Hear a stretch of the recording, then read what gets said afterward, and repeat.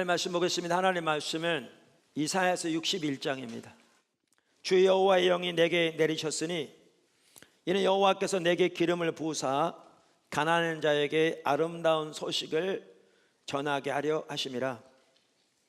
나를 보내사 마음이 상한 자를 고치며 포로된 자에게 자유를, 갇힌 자에게 노임을 선포하며 여호와의 은혜의 해와 우리 하나님의 보복의 날을 선포하여 모든 슬픈 자를 위로하되 무릇 시온에서 슬퍼하는 자에게 화관을 주어 그 죄를 대신하며 기쁨의 기름으로 그 슬픔을 대신하며 찬송의 옷으로 그 근심을 대신하시고 그들이 의의 나무 곧 여호와께서 심으신 그 영광을 나타낼 자라 일컬음을 받게 하려 하심이라.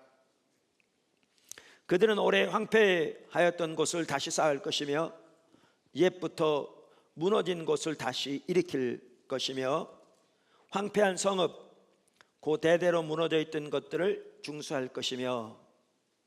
아멘. 우리가 주일 낮 시간을 통해서 이사야 하반부에 나오는 십자가 복음의 유업에 대해서 지금 시리즈로 살펴보고 있습니다. 오늘은 그 중에 하나인 놀라운 성령의 역사의 유업에 대해서 살펴보겠습니다. 첫째, 새 언약의 핵심은 성령입니다.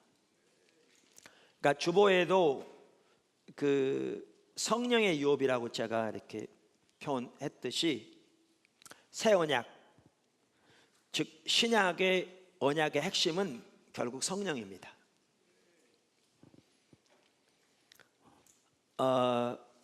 제가 쓴 기초성경 공부 3권에 이 부분이 잘 정리되어 있는데요, 간단히 몇 구절만 보아도 이 부분이 명확합니다. 몇 구절만 보아도 이 부분이 명확합니다. 우선 하나는 구약에서부터 하나님은 새 언약을 세우실 것을 예언하고 있습니다. 그게 이사야 하반부에도 나오고요, 다니엘에서도 나오고요. 그런데 그 부분을 가장 잘 다루고 있는 구절이 예레미야 31장 31절 이하입니다.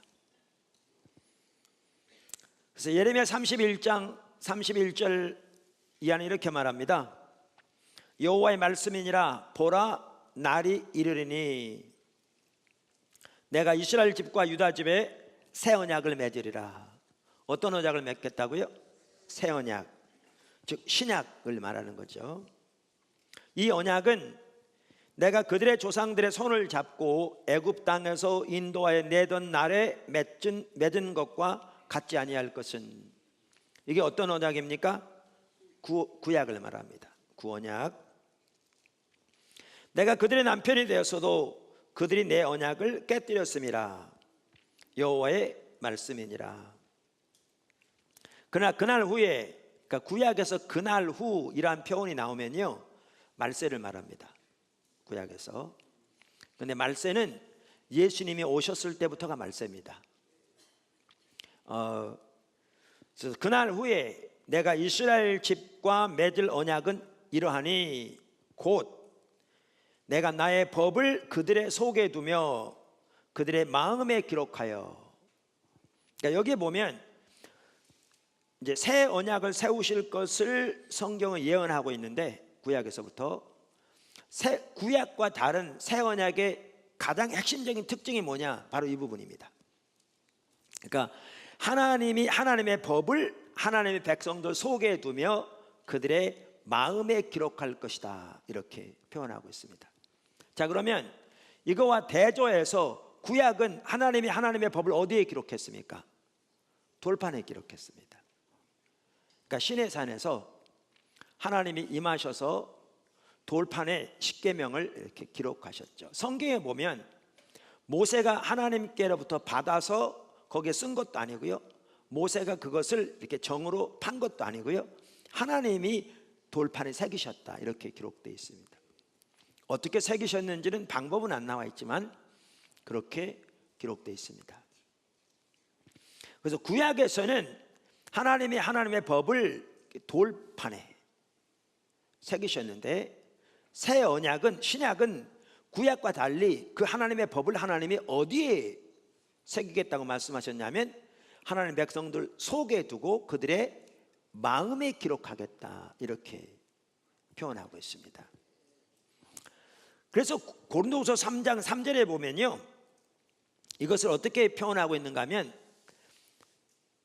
신약은 돌비, 이게 그 개역 성경에 그렇게 되어 있죠. 개역 개정판은 돌판, 돌비에 쓴 것이 아니고 신비, 우리 마음의 비석에 쓴 것이다, 이렇게 표현하고 있습니다. 자, 그래서 다시 예레미야 31장 33절로 돌아가면 구약에서부터 새 언약에 대해서 말하면서 그 핵심적인 특징을 이렇게 하나님이 하나님의 법을 그들 속에 두고 그들의 마음에 기록하여 나는 그들의 하나님이 되고 그들은 내 백성이 될 것이라, 여호와의 말씀이니라. 그러니까 구약 시대에도 하나님이 그들의 하나님이 됐고 그들은 하나님의 백성이 되었죠. 그러면서 34절에 그들이 다시는 각기 이웃과 형제를 가리켜 이르기를 너는 여호와를 알라 하지 아니하리니 이는 작은 자로부터 큰 자까지 다 나를 알기 때문이라. 그러니까 하나님이 하나님의 법을 그들의 마음에 기록할 것이기 때문에 그들이 모두가 다 하나님을 알게 될 것이다, 이렇게 표현하고 있습니다. 내가 그들의 악행을 사하고 다시는 그 죄를 기억하지 아니하리라, 여호와의 말씀이니라.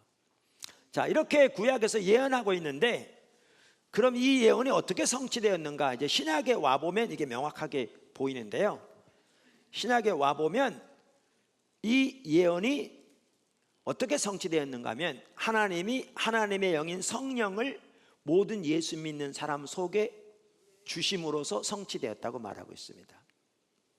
그 중에 한 대표적인 구절이 고린도후서 1장 21절 22절입니다. 우리를 너희와 함께 그리스도 안에서 굳건하게 하시고 우리에게 기름을 부으신 이는 하나님이시니 그가 또한 우리에게 인치시고 보증으로 우리 마음에 성령을 주셨느니라.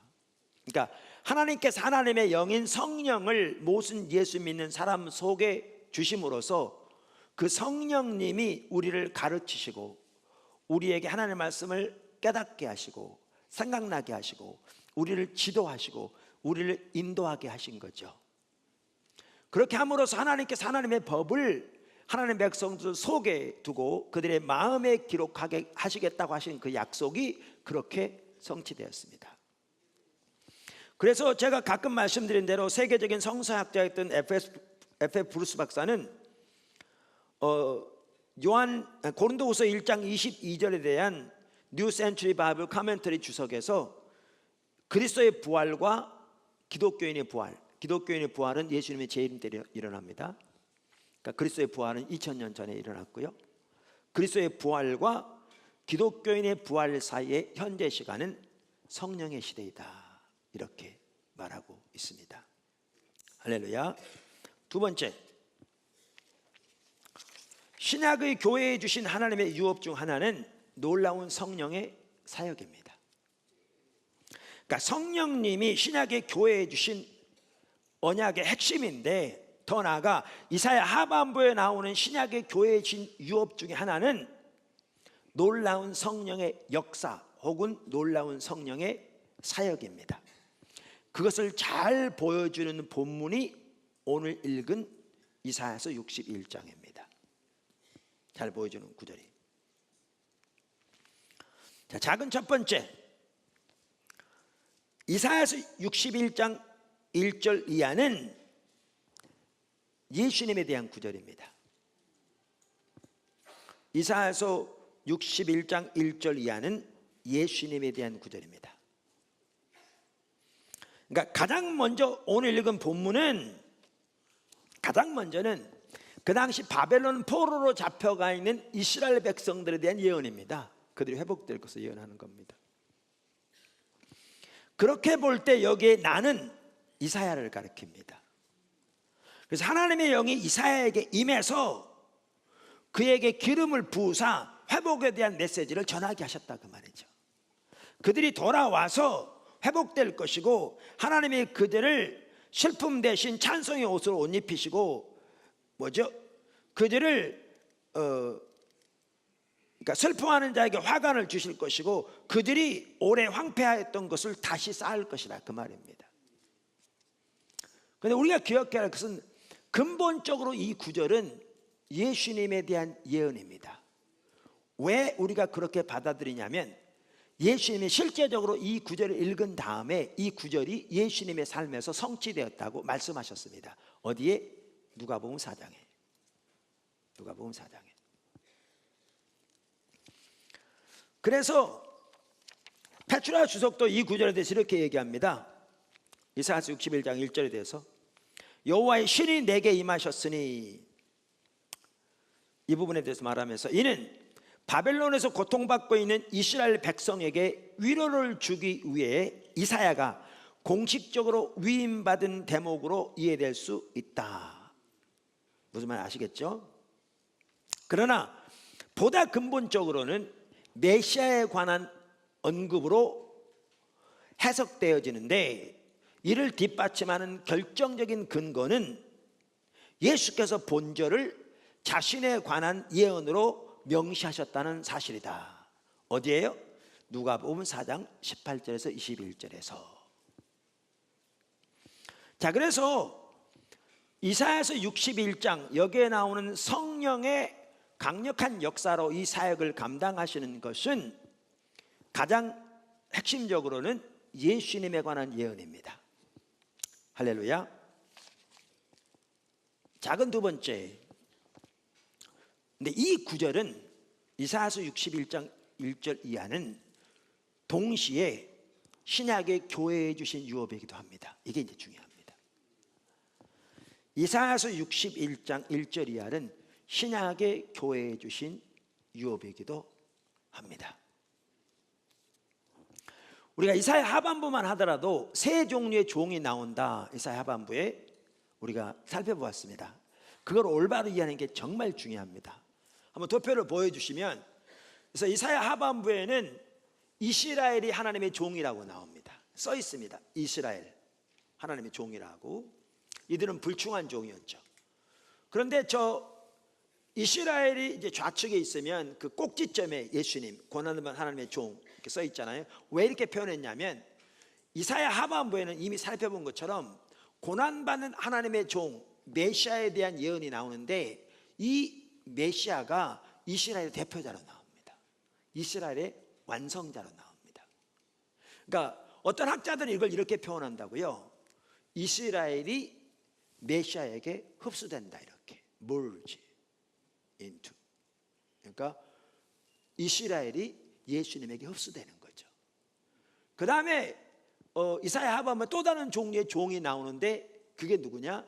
바로 이 고난받는 하나님의 종인 메시아인 예수님에게 속한 자들, 그 종에게 속한 무리, 참된 하나님의 백성, 유대인과 이방인을 합한, 한편으로는 그 종의 자손들. 이게 누굽니까? 신약의 교회입니다. 근데 이게 왜 참 잘 표현했냐면요, 저 하나만 올바로 이해해도 신구약에 나오는 구속사를 정확하게 이해할 수 있습니다. 그래서 신약의 교회야말로 새 이스라엘입니다. 에베소 2장이 말한 것처럼 유대인과 이방인이 합하여 한 새 백성을 만들었다. 이스라엘이 예수님에게 merge into, 흡수되고 이제 예수님 안에 있는 새 하나님의 백성, 무리가 세워지는 거죠. 그게 신약의 교회입니다. 그래서 지난번에 말씀드린 대로 유대인들만 하더라도요, 그들을 향한 하나님의 계획이 끝나지 않았습니다. 신약의 로마서 11장만 보아도 명확합니다. 근데 하나님의 계획이 끝나지 않았다고 해서 이 땅에 하나님의 백성인 둘이어서 이스라엘 국가가 있고 교회가 있는 것이 아닙니다. 이 땅에 하나님의 백성은 하나입니다. 그래서 말세의 지말이 되면 이 유대인들이 대규모로 예수님께 돌아올 것이 예언되어 있습니다. 예수님께 돌아올 것이, 저도표대로. 자, 그래서 이렇게 이사야 하반부에는 이렇게 종들에 대한 그 세 종류의 종이 나오는데, 그래서 많은 예언들이 이 종에 대한 예언이 겹쳐 있습니다. 우리가 이미 살펴본 대로. 그래서 이사야서 61장만 하더라도요, 가장 먼저는 예수님에 대한 예언입니다. 그런데 동시에 이 유업은 바로 예수님 안에 있는 무리인 신약의 교회에 주신 유업이기도 합니다. 사야만 받더라도. 더 나아가 그것을 신약 성경을 보면 명확합니다. 신약 성경을 보면 그것이 재론의 죄가 없도록 명확합니다. 아멘. 아까 제가 이 구절이 어디 나온다고 그랬죠? 누가복음 4장 16절 이하에 나옵니다. 그러니까 예수님이 여기에 보시면 나사렛에 가셔서 이렇게 회당에 들어서 가르치시는데, 제가 읽어보겠습니다. 누가복음 4장 16절. 자, 성경을 보시죠. 예수께서 그 자라나신 곳 나사렛에 이르사 안식일에 늘 하시던 대로 회당에 들어가사 성경을 읽으려고 서심해 선지자 이사야의 글을 드리거늘 책을 펴서 이렇게 기록한 데를 찾으시니 곧 주의 성령이 내게 임하셨으니 이는 가난한 자에게 복음을 전하게 하시려고 내게 기름을 부으시고 나를 보내사 포로된 자에게 자유를, 눈먼 자에게 다시 보게 함을 전파하며 눌린 자를 자유롭게 하고 주의 은혜의 해를 전파하게 하려 하심이라 하였더라. 지금 어느 구절을 인용하고 있습니까? 이사야서 61장 1절 이하를 인용하고 계십니다. 그러면서 책을 덮어 그 맡은 자에게 주시고 앉으시니 회당에 있는 자들이 다 주목하여 보더라. 이에 예수께서 그들에게 말씀하시되 이 글이 오늘 너희 귀에 응하였느니라 하시니라. 다시 말하면 너희가 보는 앞에서 내 삶을 통해 이 예언이 성취되었다, 그 뜻입니다. 할렐루야. 자, 그런데 우리가 왜 아까 말씀드린 대로 이사야서 61장 1절 이하가 예수님에 대한 예언인데 동시에 신약의 교회에 주신 유업이라고 말씀드렸냐면요, 누가복음이 이 구절을 신약의 교회를 위한 모델로 제시하고 있다는 겁니다. 여기에 그 이유가 있습니다. 명확합니다. 그러니까 우선 누가복음에 보면요, 그 1장부터 보면 이제 이렇게 쭉 서론적인 부분이 나옵니다. 뭐 집례요한의 탄생, 뭐죠? 뭐 예수님의 탄생, 또 예수님 족보도 나오고, 그러면서 또 예수님 시험 받으신 것, 그러면서 공생의 사건을 본격적으로 기록해 가시기 시작하시는데 오늘 이 사건이 예수님의 공생의 사건에 대한 기록 중에 가장 첫 번째 사건입니다. 잘 들으십시오. 예수님의 공생의 사건에서 예수님이 하신 가장 첫 번째 일이 아닙니다. 바로 윗절 15절을 보아도 뭐라고 말하고 있는가 하면 친히 그 여러 회당에서 가르치심에 무사람에게 칭송을 받으시더라, 이렇게 말함으로써 이전에도 예수님이 여러 사역을 하신 것을 성경이 기록하고 있습니다. 그런데 공생의 사건을 본격적으로 기록하기 시작하면서 이 사건을 가장 먼저 여기다 기록한 것은 뭘 의미하냐면, 누가복음은 예수님의 사역을 요 패러다임으로 이해하고 있습니다. 그러니까 이 구절이 누가복음이 보는 예수님의 사역의 모델입니다. 이게, 그러니까 이 관점에서 예수님의 사역을 이해하고 있고요, 이 관점에서 예수님의 사역을 강조하고 있습니다. 누가복음은 강조하고 있습니다. 그러니까 좀 더 구체적으로 말하면 예수님이 눈먼 자를 치유하시고 죽은 자를 살리시고, 이게 다 가장 먼저 영적이겠죠. 근데 예수님의 사역을 보면 육신적인 면도 포함됐거든요. 여기 보면 또 문둥병자 살리시고 등 이러한 사역을 감당하신 것은요, 마가복음에도 나오고 마태복음에도 나오고 누가복음에 나오고 다 나옵니다. 그런데 누가복음은 어떤 면에 초점을 맞추고 강조하고 있는가 하면요, 이 사역을 감당하시되 예수님이 성령의 능력으로 감당하셨다는 걸 강조하고 있습니다. 근데 그것을 가장 잘 보여주는 구절이 뭐냐면 이 구절입니다. 주의 영이 내게 임하였으니 하나님이 내게 성령으로 기름을 부으사, 그 뜻이겠죠. 이 사역을 감당하게 하셨다 말하고 있는 거죠. 그래서 누가복음에서는 처음부터 성령의 사역이 다른 어느 복음서보다 강조되어 있습니다. 여러분, 엘리사벳, 스가랴, 시므온과 같은 사람들이 성령에 충만하여 예언하는 일들이 누가복음에 나오는데요, 다른 어느 복음서에도 안 나온 내용들입니다. 누가복음에만 나옵니다. 근데 여기 또 중요한 게 있습니다. 복음서마다 예수님의 사역이 이렇다라고 강조한 그대로 제자들에게 똑같이 하라고 명령합니다. 어떨 때는 표현까지 똑같이 사용해서 명령합니다. 이건 매우 중요한 의미를 갖습니다. 다시 설명합니다. 복음서마다 예수님의 사역이 이렇다라고 강조한 그대로 제자들에게도 똑같이 하라고 명령합니다. 이건 뭘 의미한 줄 아십니까? 예수님이 성경에 예언된 메시아였다는 걸 증명하죠. 근데 단순히 그것 이상인 것을 보여줍니다. 더 나아가 예수님이 감당한 사역이 역사적인 사건이었죠. 그래서 기록되죠. 맞습니다. 근데 그 이상입니다. 그럼 뭘 보여주니까 이 사건은 예수님이 감당하신 사역이 우리가 감당해야 할 사역의 모델이라는 것을 정확하게 보여주는 겁니다. 예수님이 사셨다라고 성경에 기록되어 있고요, 그대로 제자들에게 살라고 명령하고 있고요, 그리고 그대로 제자들이 살았습니다. 이건 뭘 의미하는 줄 아십니까?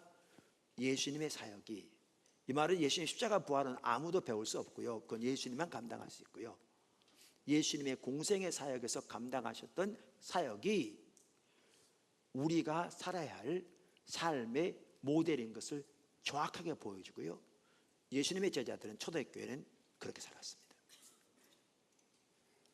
자, 이런 관점에서 보면 아까 이사야서 61장 1절 이하가 예수님에 대한 예언인데, 더 나아가 이 놀라운 성령의 역사의 유업이 예수님에게 주어지는 건데, 더 나아가 신약의 교회에 주어지는 유업임을 명확하게 볼 수 있습니다.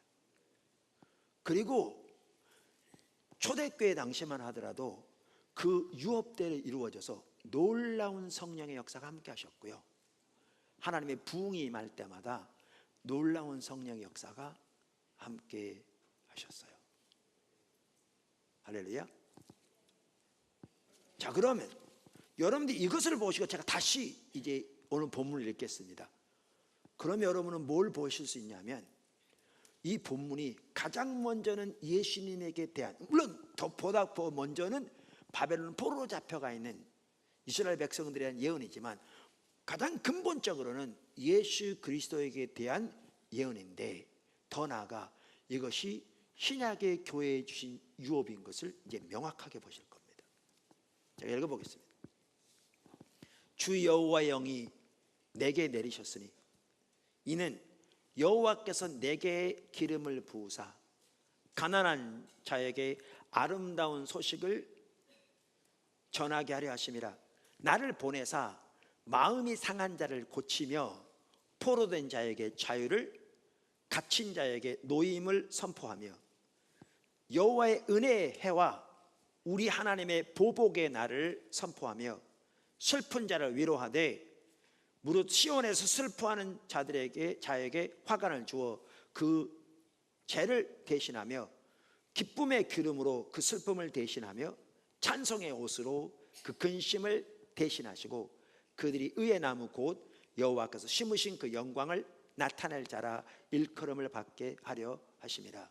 이게요, 신약의 교회에 주신 하나님의 유업입니다.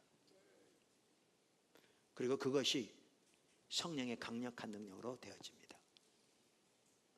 할렐루야. 그래서 신약의 교회에 주신 유업 중에 하나가 성령의 강력한 사역입니다. 하나님 나라의 사역. 할렐루야. 마지막으로 세 번째, 성령의 놀라운 역사를 기대합시다라는 겁니다. 우리가 이미 살펴본 대로 이사야 하반부는 신약의 교회에 주신 놀라운 유업에 대해서 말하고 있습니다. 더 나아가 그 모든 유업들은 신약의 교회가 철저하게 예수 그리스도의 턱 위에, 다시 말하면 십자가의 복음 위에 세워질 때 거기에 주어지게 되어 있습니다. 사실은요, 고린도서 3장 11절에 사도 바울이 내가 닦아놓은 터 외에는 다른 터가 없다. 그 터는 예수 그리스도라.